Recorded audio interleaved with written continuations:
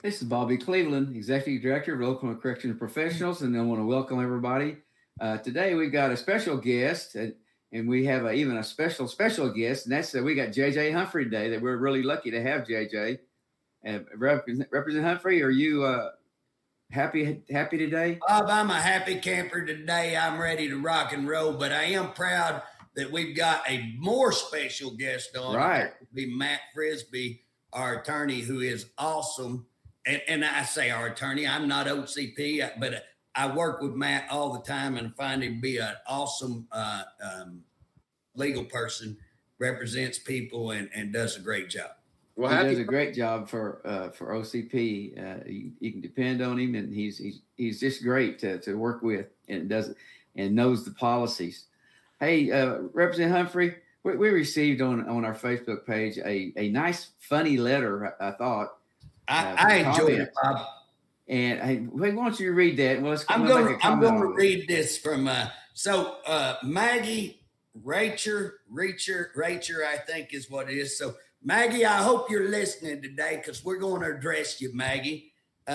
So what Maggie says at the Capitol, people call these two dumb and dumber. No one listens to these two. Bobby Biden Cleveland can't even say a sentence. What is he, 120 years old? Got ran out of the Baptist Church of Lexington by Lexington school teachers because of his lies. Mr. Humphrey, according to legislators, stands in front of the mirror for hours to listen to himself talk. He has a horrible employee that filed grievances every month to keep from getting fired. One of his old supervisors states that he is lazy, worst employer he ever supervised, hates DOC, and only wants to be on TV or paper. Go to your legislators and ask about these two. If people are so unhappy, like it states on here, then go find another job. Director is making great changes with DOC and moving forward. Bob, I want to address a couple of things right there. One, he says if people are so unhappy, as it states on here. Well, if it's not just us just saying this, if other people are on here stating they're unhappy and talking about, then obviously this person's not listening to everybody, and they think, well, if you don't agree with me, get your ass out of here. And that right there reveals a whole lot about whoever this is. Oh, Maggie is not a good individual if Maggie says, well, if you don't like it, you can just leave because I'm more important than you, and I should say, what goes on. It's a state job. And constructive criticism it makes a place better. And some people just can't handle the truth. But here's what I've been told. It's funny that was in this letter that Jim Ferris is telling people that if they don't like it here, quit. You don't need to be here. And that's his attitude. That's the way. Well, I don't know. I'm going to address Maggie today, but whoever Maggie be, one, we know that Maggie apparently goes around the Capitol. Have you ever met Maggie, Bob? I never heard of Maggie. You're involved in DOC. You ever met Maggie? Well, no, I do not know who Maggie is. Do you think, Matt, would you think that Maggie may be a fictitious individual? Well, it's real clear if you look at her Facebook page that it is a fake profile. Whoever wanted to say that to you guys didn't have the wherewithal to do it, under their own name. And right there, that throws any credibility that Maggie could have out the window, and just shows that she's doing this for some ulterior purpose. But no, Maggie's a fake profile. Would you think, Matt? Would you think that the reason somebody would fake profile that because they're getting pretty dangerously to a slander lawsuit if they come on and actually say the things that person's saying? First thing I said to Bobby when he sent me the copy of the post, I said my first or second response is, we'll sue her for slander and libel. Okay. Right. Right. And at that point in time, I thought, oh, well, we'll check and see who she is. And it became obvious that she, whoever this really is, Maggie Ratcher is not a real person. Yeah, old Maggie ain't got a lot of sense, because Maggie don't know that a lot of this stuff can be tracked back to the actual computers and things that if you really want, but who cares? Maggie ain't worth even giving. The reason we're talking about it today is because dear Maggie got on the post. Now, here's what's funny. The first thing that Maggie says is, ain't nobody listening to us. Well, obviously, Maggie, you're listening to us, so you wouldn't be on the damn post, So obviously, you're a little upset. You're a little upset, Maggie, and I understand it. So calm down. Just calm down and let us address you for a minute. But here's the deal, Matt. I know you said this. I said this. Bob, I'm gonna brag on you for a second. If I get 80 years old, you're 80, right, Bob? Yep. 80 years old. If I am 80 years old and can do half of what Bobby Cleveland does, I'm gonna be a happy camper. So this person who I think it reveals, correct me if I'm wrong, Matt, on a legal aspect, but when you start talking about people's age, you get into that's one of those things you can be sued on for absolutely certain, correct? Well, in this situation, I don't know if her statement is, well, what is he is 120 years old. But if you take the statement as a whole, Mm-hmm. then you take the fact that this person is hiding their identity. I think you make yourself a really good lawsuit. Why would you hide your identity if you were telling the truth? Right. You're lying. And again, somebody who has to make fun of people because of their age. Now, I will say this. They said a lot of things about me, which I found extremely humorous. Like they said, I like to stand at the Capitol and look at myself in the mirror. Look at me. If you was as pretty as me, wouldn't you want to look at yourself in the mirror? Come on, man. Let's go down. Hey, you know what's the problem? I don't even have a mirror in my office at the Capitol. What mirror am I going to look? If I was so taken by my appearance, I think I'd have a mirror in my office. I do not have. So again, this person is full of crap. They're saying that everybody at the Capitol, and again, here's what's funny. So you would think this person's at the Capitol quite a bit. I don't know anybody. So they have to know a lot of people with DOC to make the statements they do. They have to be at the Capitol quite a bit. There are very few people who are related to DOC that's at the Capitol where they can talk to all the legislators. So making a statement that all the legislators don't like me and Bobby Cleveland. Bob, have you ever felt unloved at the Capitol? No, I haven't.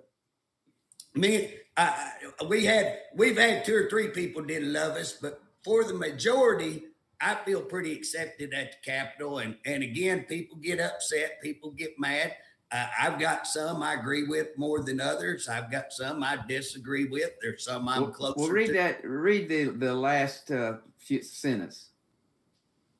The director is making great changes with DOC and moving forward. Now, if you look at that, you think maybe, well, is that somebody that's in leadership there, and the director would be associated and be in favor of? Surely he's got more sense and business sense that he wants to send somebody up to set somebody up to make these kind of statements. It makes me kind of wonder about someone making a statement like that, because we know that the morale is about as low as it's ever been. Well, Bob, you just got sued by 10 of your top executives that you let go.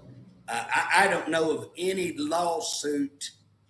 Matt, I mean, you've been around what? You've been an attorney for 7-10 years. What's let's try 20 years. Oh, son, you've been around a little, holding your age pretty good there, Matt. So, but here's the deal. Do you know of anything? I mean, you've handled DOC stuff for quite some time. Right.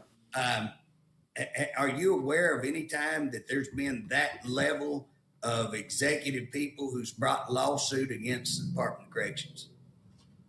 No. In fact, I was just talking to Bobby earlier this week about our legal fees, and they're the highest right now that they've been in probably the 7 or 8 years that I've been working with OCP. I'm not, and I have more personal pay. Right. The employees that unfortunately weren't OCP members, that got my name from an OCP member, and they're paying me out of pocket. But and a good example of that is the doctor that we just had a hearing on. She was not OCP, called Bob. Bob called me. We called you, got you hooked up with her, and really haven't been. The only thing I've been involved is the whistleblower. I've not really been involved in her termination hearings at all, other than just keep appraised because they affect us, because DOC lost, DOC lost, DOC lost. And again, we hope they lose again. I hope they lose again, because I'm 100% convinced they fired her because they were pissed off at her because she exposed them on some things that they're doing right. Well, to respond to that, I can tell you that the Civil Service Division found that there was no reasonable basis to terminate. Okay, so right. Take that how you want it. And what's weird is in her trial, I didn't focus at all on the whistleblower stuff. Right. You know, I didn't go into trial saying, hey, we've been retaliated against. I went into trial and said, hey, the facts of this that are found on this letter don't support a termination. And right. that was what the judge found, is that there was no reason. Well, and so people understand what we're talking about, Matt, is the fact that would only complicate the hearing if you try to present that. Now we have a whole lot more we got to present, when the easiest way is go, what did y'all fire her for? Just tell us what you fired her for, because you ain't got a reason. There is no reason. You didn't do it appropriately. You didn't do it correct. Where's all the stuff showing that she's this bad employee? And she's got 17 years experience in the Department of Corrections in various places, in some of the toughest joints in the United States. Never had a problem. And again, here's the deal. Never had a problem till she exposed them for this, and that's when the problem started. So I draw a conclusion that you didn't have to draw, because I'm saying she filed a whistleblower. You never investigated it. You fired her. The court found no reason. The second thing you claimed, you even gave her a letter, said that wasn't true, which is 5%. And so again, now they've appealed that to the district level. And at our hearing, we allowed them to come in. We offered them an opportunity to come in and show that no, we had legitimate grounds. Yes, we did a great investigation on these rapes. Come in and show that. So the guy that did all the rape investigations, we asked, bring him over so we can interview him. You can put on evidence, whatever. Well, guess what? They don't bring him. Their attorney, they come down, sit down in a chair. I'm answering not one question. Really rude. So here's the deal. At the end of the day, DOC presented zero evidence that they were doing the right thing. They leave out of there going, well, and put it into paper, my understanding. I looked at the deal the other day where they wrote that J.J. Humphrey just doesn't understand hearsay. I worked in court 28 years. You know, hearsay ain't that complicated. Hearsay means it comes from a second source. You know, it's second hand. If somebody confesses, guess what? That's straight from the horse's mouth. So if I hear you confess, and if you confess to an OIG officer, and then you walk out and say, I just confessed to having sex with an inmate to that OIG officer, and I'm going to be fired, or I'm getting to resign because I confessed, that's still straight from the horse's mouth. I can testify. Yes, he confessed to it. Yes. And so again, they're making it out like nobody can understand. And so it's You know, they're getting a bad reputation, is what I would say. Yeah. Well, and I'm gonna bring a conversation back to Maggie. Yeah. I did want you guys to know that I find in my practice that when an attorney doesn't have the facts behind them, they start attacking the person. And I think that's what Maggie Ratcher, Reacher, whatever you want to call her. I think she's angry, and she doesn't have the facts to argue. So she attacks you guys personally.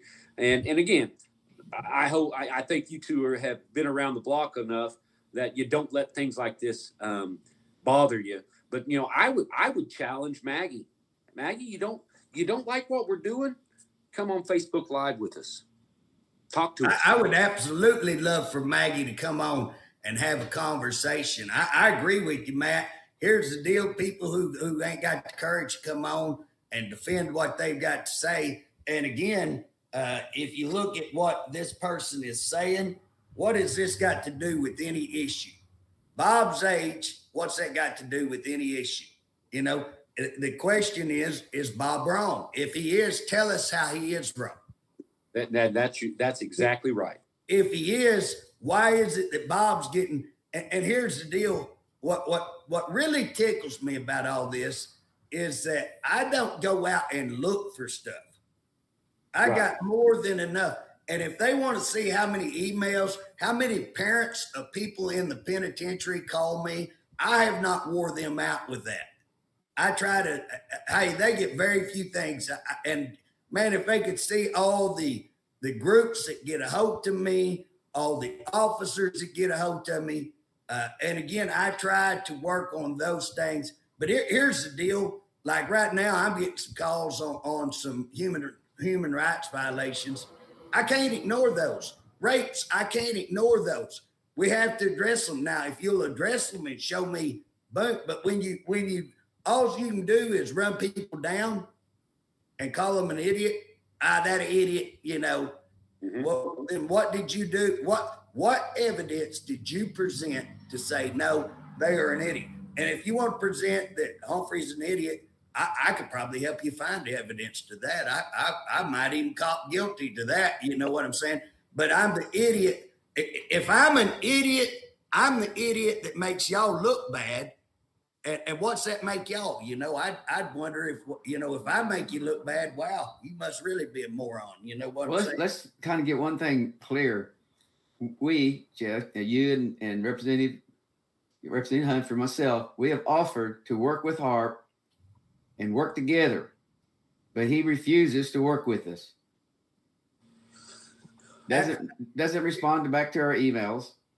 Well, Bob, they wrote in a response this week, I understand, and I've got the written response, so I know what I had a media group send me what they wrote, and basically, here's the deal.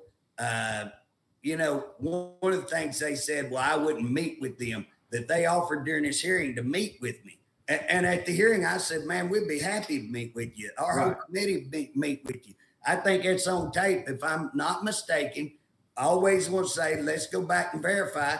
I did everything on tape because I want everybody to see. I ain't no hidden in the dark. Look, if I said it, it's right there on tape. If I didn't, then I'm mistaken. But I'm pretty certain I'm right. And here's the deal. Nobody's called me back and said, let's have a meeting on this date.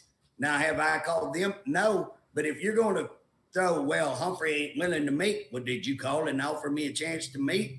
No. Then what is the problem? You know? And so they again, here's the deal. They make these statements without any kind of supporting evidence, without, they want to blame me for everything. And again, you know, just like this, Bob, did you get kicked out of Baptist church? No. No. You know what? It's been probably 6 years since we left there. Right. But why would teachers be mad at you, Bob? So they're trying to make this like all teachers hate Bobby Cleveland. Why would teachers be mad at you? I don't know. I'm a likable person. Yeah, but there was a thing called the teacher walkout, was there? Yeah, not? yeah. And basically, we gave them a big raise, and they stayed up there a couple of more months. And people were saying, "Hey, you ought to go back to work. You've gotten what you want." And so there may be a chance that when you're in politics, can I get a witness? You have to vote on things. You have to do things that people get mad at. And if you vote against them or come out against them, they get mad. Obviously, Maggie's mad about something we're doing. It seems like old Maggie's upset, pretty much. Well, I never have even thought about that. The teachers were running the church.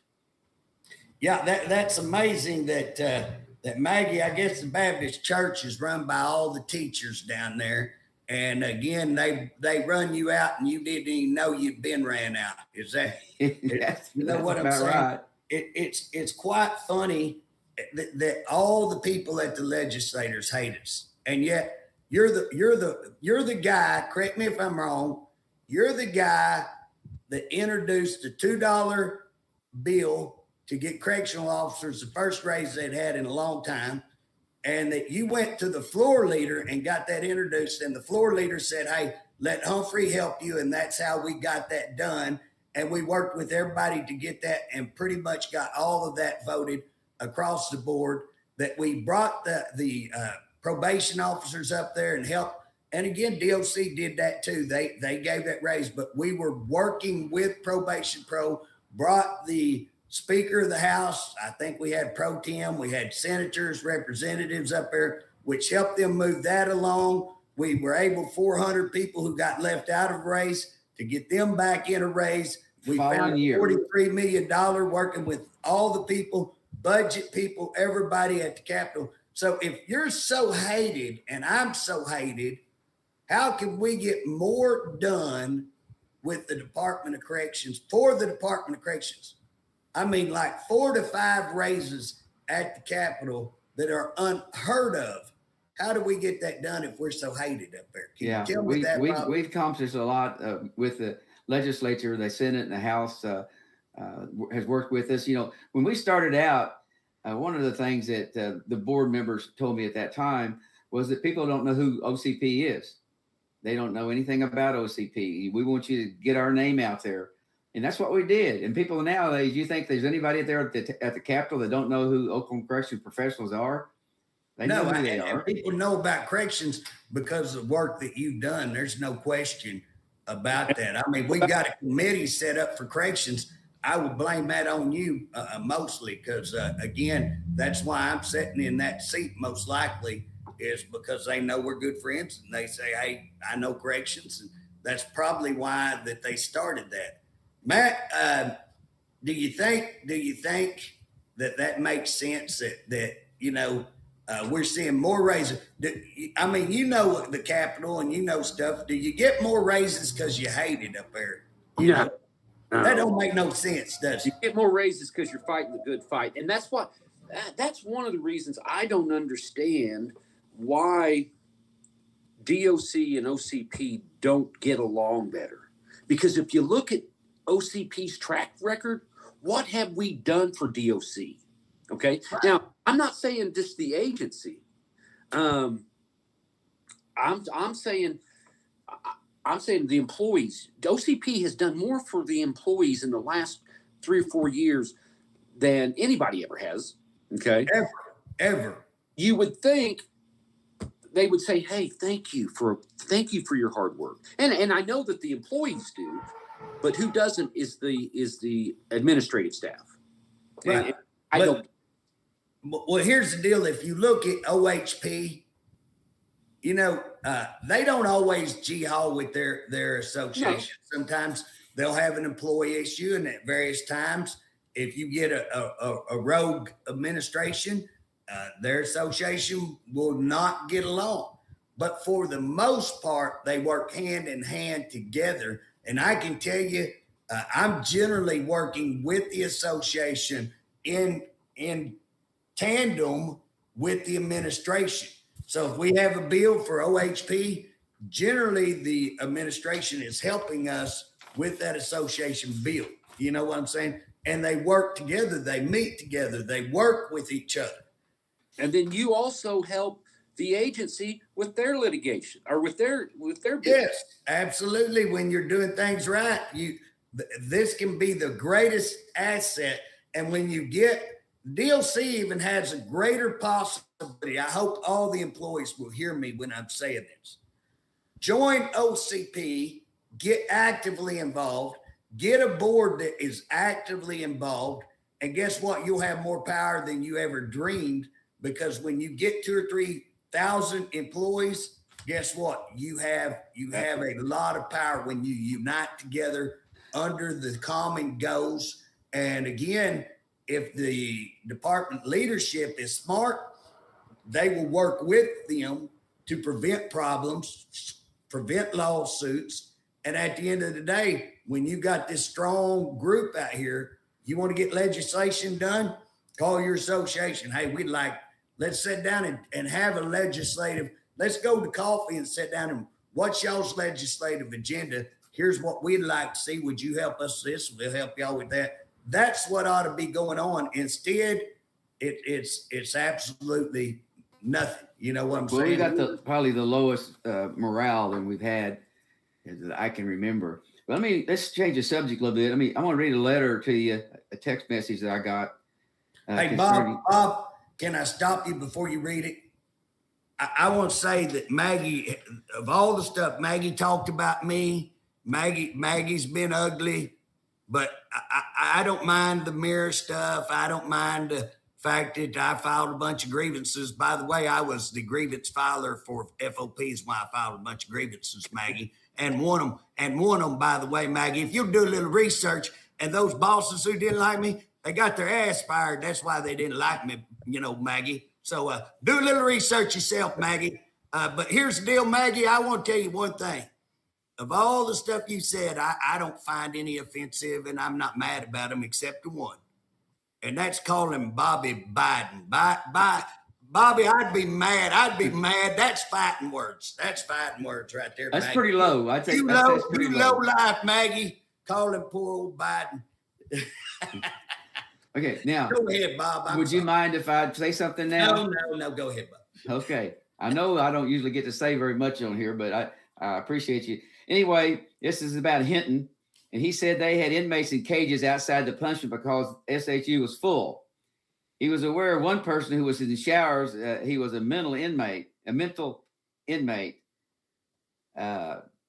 they had him in the showers. He's supposed to have been on a watch, and he wasn't there, but they was keeping people in the showers. Now, I've heard pros and I've heard cons. Now, we both have had a number of emails talking about being stuck in the showers for some period of time. And obviously they don't have enough room in their SHU. They got these cells that are 8-man cells. Nobody wants to go into 8-man cells. Yep. And so then it says also one of the top leaders at DOC is telling everyone to stop complaining. If you don't like DOC, you just quit. I find that really a sorry way to run a business. That you don't want to listen to complaints. Bob, say just quit if you got complaints. You're not. I agree. Try to make it better rather than quit. Why be a quitter? Let's make it better. Well, here's the way they're going to try to solve the problem. I got it figured out here. They're going to threaten everybody and bully everybody, so to stop complaining to them. And then they say, well, I had any complaints. I don't have any complaints. But if they're just going to keep the bullying up. The bullying's gone down. Bullying is worse than it's ever been. That's going on with these guys that are up there right now in this leadership part are nothing but bullies. Well, my problem is you're setting at what, 50%? I don't think anybody is going to argue that we have a shortage of correctional officers and employees in the Department of Corrections. Can we all agree? I hope leadership can agree that this is a huge issue.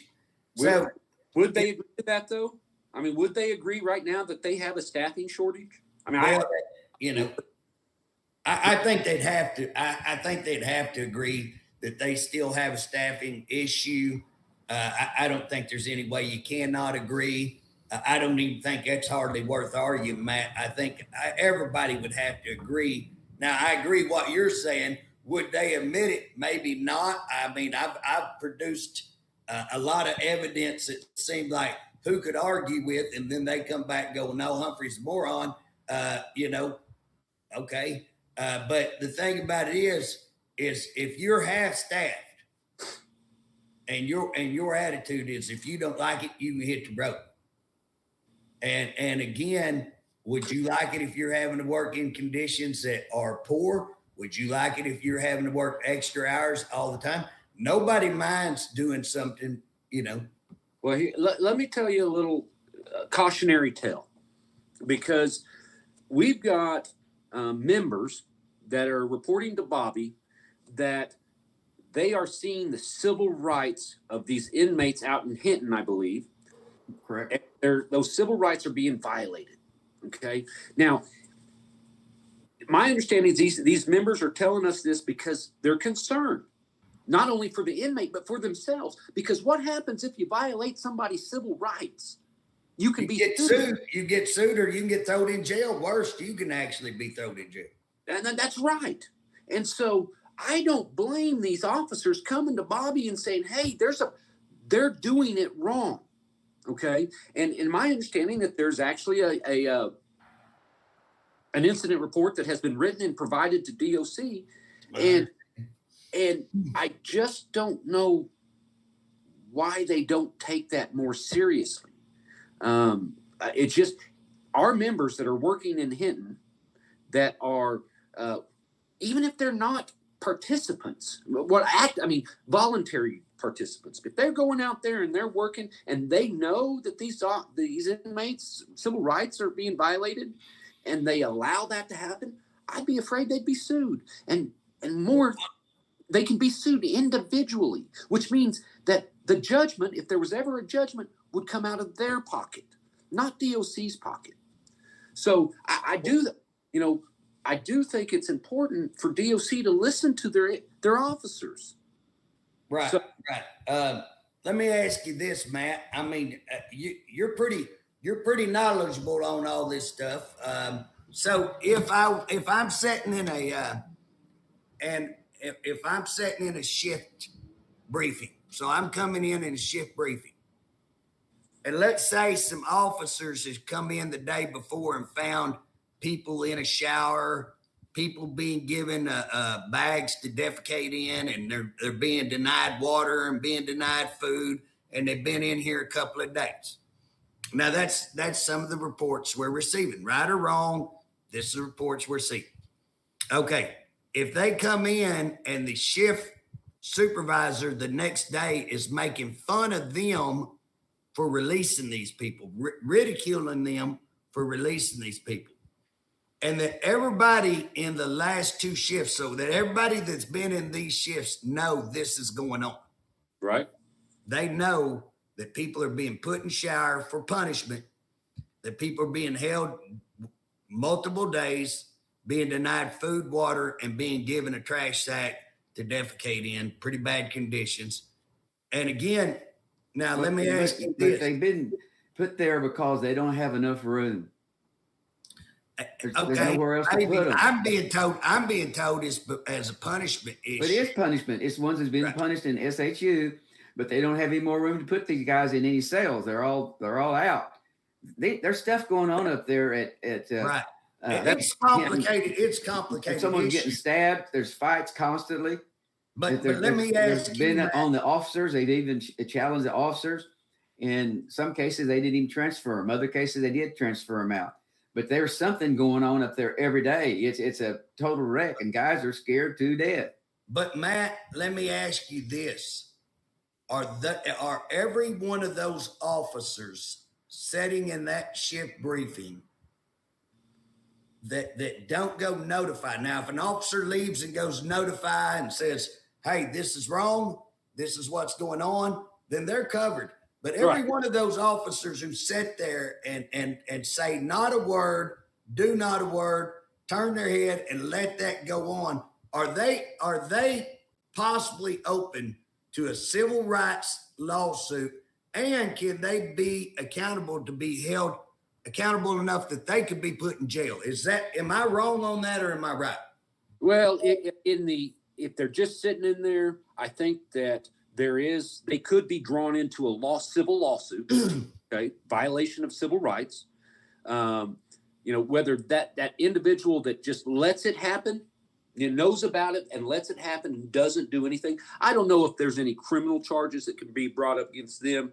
But the civil aspect of it is just, I don't know if you read the news lately, but Ottawa County Sheriff's Department just got hit 2 days ago with a $33 million civil rights violation verdict. $33 million. Okay.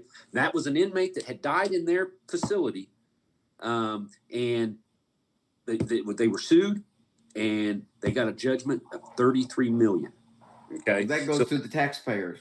And guess who? Yeah, exactly. Guess who's paying that? That one's going to the county. Yeah. But here's the deal. Correct me if I'm wrong. If you're doing that and you get civilly sued, you can be personally liable. Yes. Not the state. You can be. Yeah. That ain't a lawyer going to want to sue most of these people because they don't have enough to sue on. But what I'm saying, if I sue the state for $34 million, I might pick up some spare change on suing you personally. And especially if I want to make your life personally, if I hold you personally responsible and I want it to mean something, I'm going to name you personally in that lawsuit. And that's what I'm trying to tell our employees. I'm trying to tell these employees out here, look, number one, there's a thing called right and wrong and having a conscience. And again, these people are in jail because they did bad things, but that doesn't mean that we can do bad things back to them and it's okay. Right. And again, putting somebody in these conditions, withholding water, withholding food, not letting them have bathrooms, all of these things are serious. Would you agree, Matt? That's a serious human rights. Now, I did confer with a person last night who said that he's not aware of anybody that stayed in there. Very many people, anyway, they stayed there overnight. They are putting them in there. They're trying to get them before they can get them moved someplace else. But moving people out, moving people around. They got a lot of problems up there. And Bob, I've been advised by about 4 officers that they've actually made their administration, that they came back and made their administration. Now, some of that is through hearsay, again, because these officers, and this is what's bad, if this is true, and again, I'm trying to confirm whether it is true or not true. Maggie, if you're listening, man, I just said, I don't know if it's true. I don't have written documentation. And before I go, that's why I whipped DOC's ass in that hearing, because if you looked, I got massive documentation. Everything I said, I had it on paper. So I'm going to wait and get it on paper, and I'm going to have proof. So listen up, Maggie. I'm having people report to me that this is true and that they've told the administration. And if the administration knows this, and again, they may not be telling, it's possible they go in and tell like their warden or deputy warden or something like that, and that they bury it and not tell the other administration. That's completely possible. But I have made the department aware of these allegations, and they have a duty to go check. And again, here's what the Department of Corrections doesn't understand. And see if you follow my logic on this, man. How hard is it to go back and start if you ever have a real investigation? Who did you talk to? Exactly. So if you're supposed to investigate Bobby doing something wrong, and I go and say, Matt, give me a list of who you talked to, and your list is Bobby Cleveland, then can I get a witness? You didn't do much of investigation. And again, if you've got these allegations, how hard is it to go back to every person, pull their ship briefings and go, here's the people who's been in here through August. And can I get a witness? They got like how many OIG people, and they don't always investigate great stuff. Can you not go out and investigate that? Wouldn't you say it'd be worthwhile to investigate, Matt? Yeah, absolutely. But here's what I don't understand. It's my understanding that after OCP and some of these officers made administration aware of these possible conditions and possible events, that they went out there to Hinton and they said, look, they're not doing that. We were just there. That's not happening. What about, okay, so maybe because of it stopped. Maybe it stopped now. Maybe it's not happening right this minute. But what about the accountability for it happening in the past? Okay, if you violate an officer or an inmate's civil rights, what about that? I mean, 3 months ago, what about that accountability? Okay, it's problematic for our members. I'm going back to our members because, again, I don't want to see our members being sued in a civil rights case. I don't want our members being held personally liable for damages in a civil rights case. And I would encourage all the members that are watching today or watch this next week on replay, you see something wrong, report it. File that incident report, okay? Because if you don't, you're putting yourself at risk. Well, Matt, one of the people that I talked to and what I kind of understand, they went in and verbally said, hey, this is going on. My experience, if it ain't in writing, it didn't happen. And when you get to court, will that person back you up? Yeah, he did come in here and tell us that. Maybe they will, maybe they don't.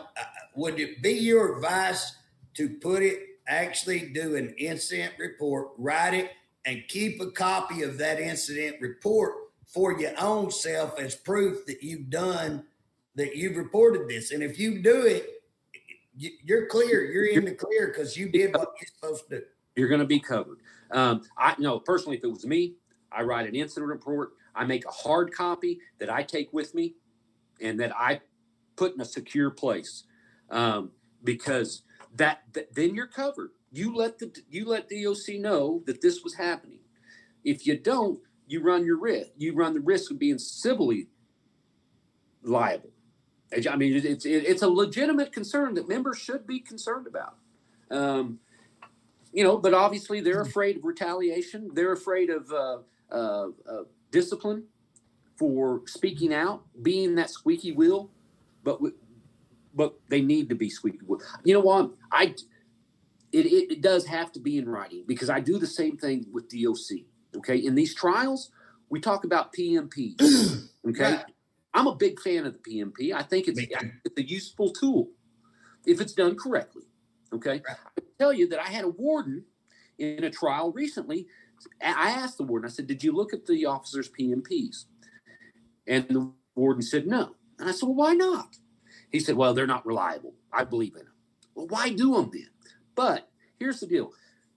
DOC routinely tells me that an officer that I am representing, that officer's a horrible officer. They blah, blah, blah, blah.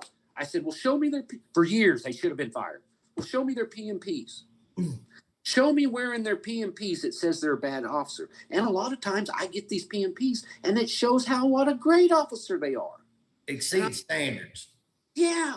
And I'm like, how can you tell me this officer is a horrible officer when none of the PMPs for the last 4 years indicate that? So absolutely, if it's not on paper, it didn't happen. And obviously we know those it does happen, but it's a lot better for our members if they see something wrong, they need to put it on paper and keep a copy. Because here's the situation. We're in a bad situation out there at Hinton.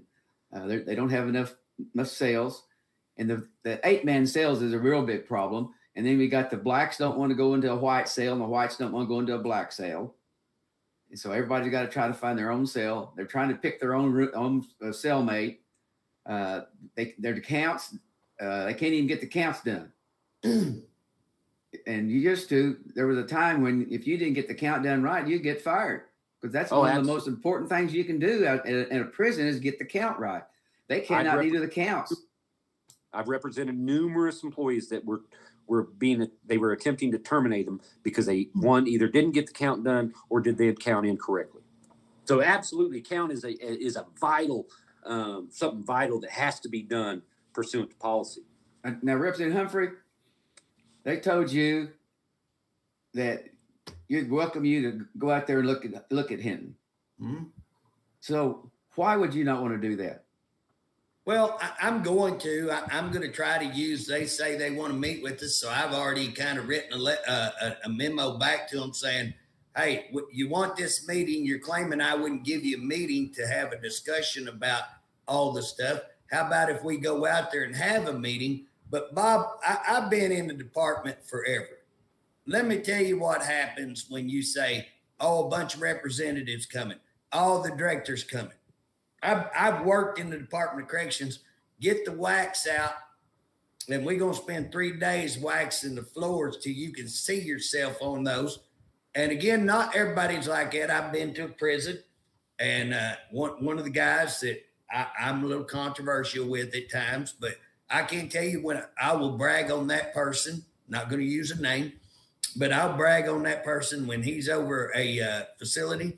You can go in there anytime, any day. They get the paint out, they get the wax out, and they do it every day, all day. And that's what it ought to be. But most, when they hear you coming, and then you're going to get the tour, you're not going to go through the Bravo where the problems are. You're going to go through some other where there's no problems, or they're going to move a bunch of inmates over to this one and do, you know what I'm saying? So again, if I'm going to show up, I just want to show up unannounced and get the real what's actually going on. So that's the only way it works, because what they're going to do is they're going to bring in officers.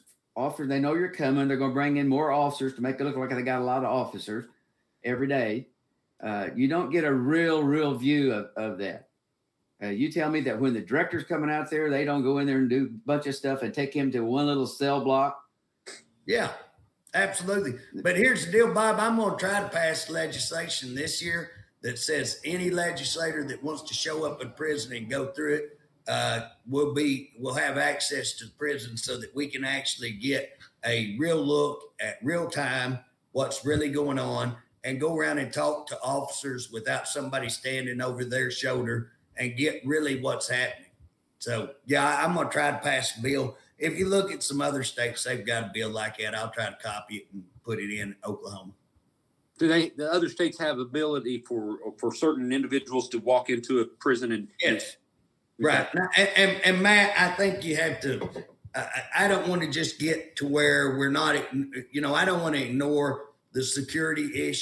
Sure. And, so willy-nilly, we've seen legislators bring people in and have assist in some things that were not good on the floor. And sure. So again, just because you're a legislator don't mean you should have unfettered access. I think, that there's going to have to be some guidelines, but what we want to be able to do is have legislators who are over this massive $500 million budget to walk in and say, are we, and again, there's no accountability. These bureaucrats just, hey, we'll tell you what we want to tell you. We'll show you what we want to show you. You shut your mouth. And if you bring up these issues, you're a dumb and dumber, and you like to look at yourself in the mirror, and you've been ran off, and everybody hates your guts. And that's yeah. Hey, let me ask you a legal question, Matt. Okay. Let's say that Bobby Cleveland receives a letter. Now, why do you always use my name? I like to pick on you, Bob, because you're old and you sleep. You were sleeping like Biden, so I'm going to throw it at you. So here's the deal. Let's say Bobby Cleveland receives a letter, and in this letter, it actually has detailed, like every day. Okay, this is what happened. This is what happened. This is what happened. Very detailed, and that it is a very convincing letter. And it backs up other stuff that he's already been hearing. So let's say you hear 2 or 3 times, they're locking people in the shower. They're locking people in the shower. And now a person sends you, on this day, this is what happened. And I documented, I wrote it down, and I've kept a good record of everything that occurred. Does Bobby Cleveland have an obligation when he hears about civil rights violations of that magnitude to do something, or is he legally liable or anything? I don't think Bobby's legally liable. I think he has a moral obligation. I mean, because again, the inmates are people too. I mean, they're paying their debt to society, and just because they're in a facility like Great Plains or Joseph Hart doesn't mean they don't that we can violate their civil rights. I think he has a moral obligation to say, hey, whoever, this is happening, and these inmates are being mistreated. But more than that, again, I told Bobby, I said, one of the reasons he needs to tell this stuff is for the protection of our members. For protection of our members is why he needs to do this, is because it's going to get our members caught up in bad situations. Right. No, I don't think there's a legal obligation for him to report it. I'm not aware of any, at least. What about a legislator such as myself? Do you think that if I get contacted, and again, here's the deal, Matt. So you get contacted and they can't verify it and there's no verification. And then you get contacted in a method where you're told the verification is right there. And do you have an obligation to call the department and say, look, you ought to check this out? Well, and the written verification is consistent with what you've been told verbally. Right. Again, I don't know if there's a legal obligation, but I think with your position as a legislator, you have, again, I don't know if that's a moral obligation, but you have an obligation. I just don't know if it's legal. I don't know if they could bring a lawsuit or punish you for not bringing those up to somebody's attention. Right. I do think there's a possible lawsuit for employees, officers, correctional officers who know about this and don't say anything. I do think there's a potential for legal action against them. So basically, if you're in that immediate control, if that's in your preview of doing it and you cover it up, turn your head, don't take action, that's where the legal liability rests, right? Absolutely. And what's crazy is DOC even has a policy that says you have to tell them. You have to. So, well, but now, and again, I mean, we get bashed. Maggie just bashed the other day because we're coming on. And again, half the time we say this is what's being reported. We try to read it. You know what I'm saying? We try, just like on Maggie's stuff. We didn't go out and misquote Maggie. We read exactly what Maggie said, and we addressed what Maggie says on camera so that you can go back and look at. If you want to see what Humphrey and Bobby and Matt said about Maggie, pull it up. It's all written. You know what I'm saying? We're open book. And so, again, I don't understand why the department gets so mad when we're showing why that we've got an obligation to report these things. We're getting all this stuff done. You ignore everything we say. You ignore won't respond. Guess what? We're going to have to go out and find the avenue where I can say I reported it and my obligation is met. Well, as a legislator. And to your credit, you go beyond that. I mean, you not only report it, but God bless you. You say, hey, let's make a change. So yeah, I would love to see. I mean, here's what's great. I would love to see us get with the administration and say, you know what? Let's make this a place where people feel open and let's look at what's being reported. Those people who are lying, let's all admit there's some unhappy employees out there that you're never going to make happy. They're sorry, no good employees. But you know how you get rid of them?